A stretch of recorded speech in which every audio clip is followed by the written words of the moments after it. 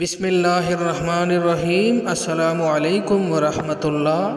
میرے بھائیوں، جو شخص فجر کے وقت سورہ یاسین پڑھ لے گا تو اس دن کی ساری ضرورتیں اللہ اپنے خزانوں سے پوری فرمائیں گے۔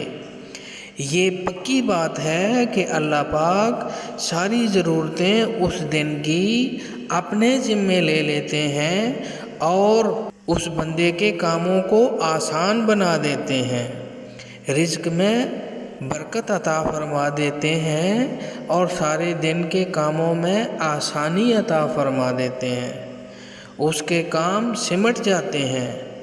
اور سورہ یاسین کی برکت سے 10 مرتبہ قرآن پاک کی تلاوت کرنے کا ثواب اس کے نامہ اعمال میں لکھ دیتے ہیں۔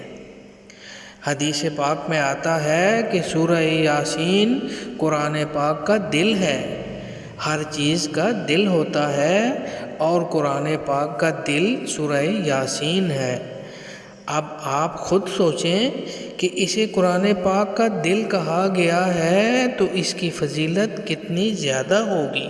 حضرت ابو ہریرہ رضی اللہ تعالی عنہ بیان کرتے ہیں، رسول اللہ صلی اللہ علیہ وسلم نے فرمایا، اللہ تعالیٰ نے زمین و آسمان کی تخلیق سے 1000 برس پہلے سورہ طٰہٰ اور سورہ یاسین کی تلاوت فرمائی۔ جب فرشتوں نے قرآن سنا تو انہوں نے کہا، اس امت کے لیے خوشخبری ہو جس پر یہ اتارا جائے گا، ان مبارک دلوں کے لیے خوشخبری ہو جو اسے یاد کریں گے، اور اسے پڑھنے والی زبان کے لیے خوشخبری ہو۔ اللہ اکبر۔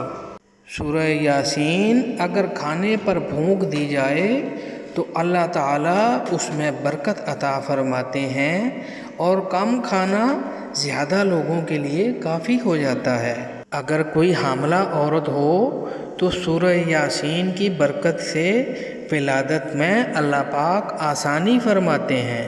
اگر کوئی بندہ نزع کے عالم میں ہے اور اس دنیا سے جا رہا ہے تو سورہ یاسین کی تلاوت سے اللہ اس کے گناہ معاف فرماتے ہیں اور سورہ یاسین کی برکت سے اللہ تعالیٰ اس کی موت آسان بنا دیتے ہیں۔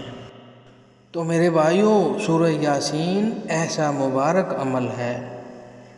میرے پیارو، کوشش کرو سورہ یاسین کو روزانہ اپنا معمول بنا لو۔ اللہ ہم سب کو اس پر عمل کی توفیق عطا فرمائے اور روزانہ ہمیں سورہ یاسین کی تلاوت کرنے کی توفیق عطا فرمائے۔ آمین۔